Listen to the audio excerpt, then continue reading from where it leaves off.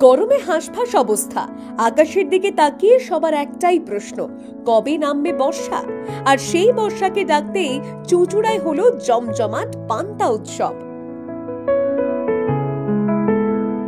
হুগলির চুঁচুড়ায় আরোগ্য নামে একটি স্বেচ্ছাসেবী সংগঠন প্রতি বছর আয়োজন করে এই পান্তা উৎসবের। শরীরকে ঠান্ডা রাখতে আর মনকে খুশি করতে বর্ষাকে আহ্বান জানান তারা।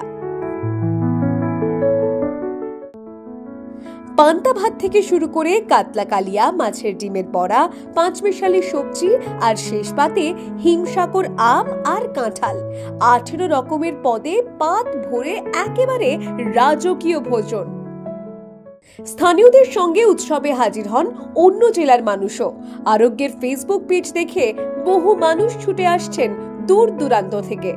এই উৎসব যেন একটা অনুভব, শরীর ঠান্ডা রাখার প্রাচীন ঘরোয়া পদ্ধতিকে ঘিরে একটা মিলন মেলা। Bureau report, the wall.